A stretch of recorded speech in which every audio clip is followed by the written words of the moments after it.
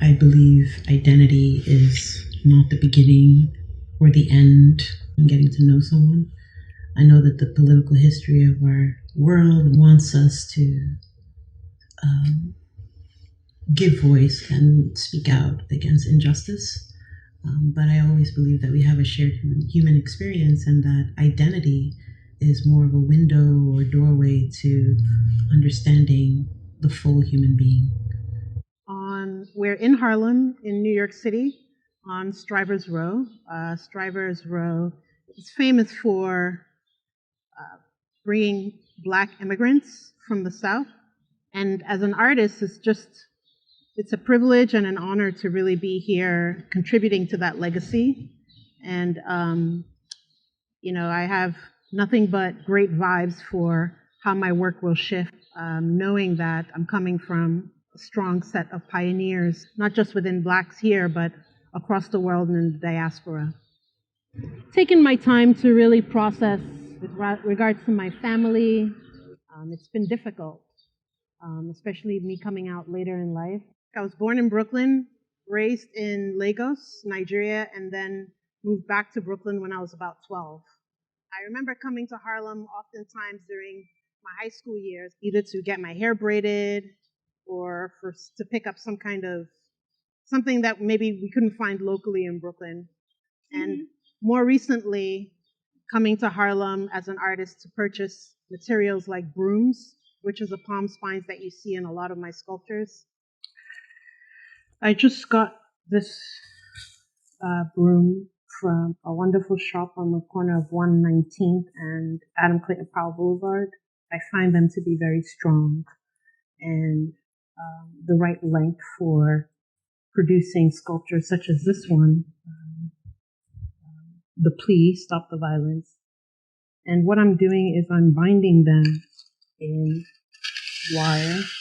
This is 24 gauge steel wire.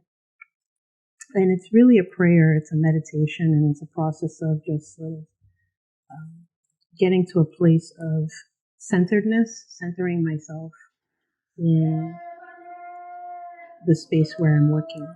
Will you just talk to me a little bit about the throne? Yeah. Oh gosh. So it started out as Sisipo and I calling to repurpose like 2 office chairs that were being tossed out.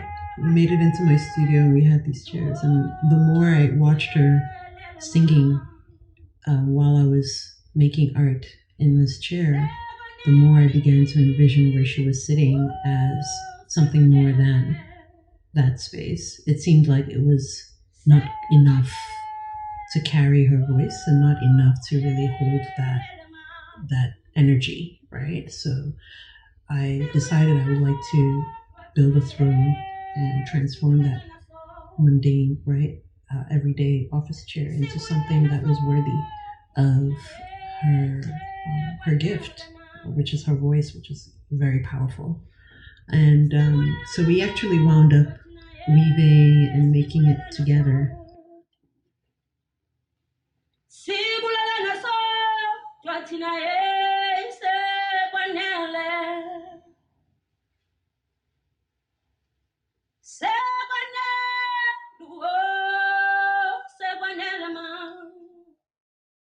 I just had a great Father's Day moment with my dad. He sent me a text saying, despite everything, no matter what, you're still my daughter and I will always love you. And he put, I will always love you in caps.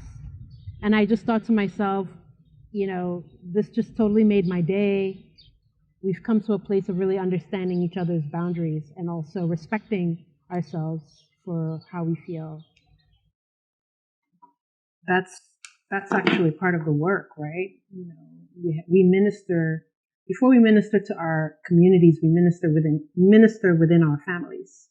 And you want healing within your family, and you want that to be a reflection of your capacity to transform and heal others. As an artist, it's important to be able to reflect that so that people will then want to take you into their family, right? In different ways. It may not be their blood family, but like their artistic family or their, museum or whatever, that kind of thing.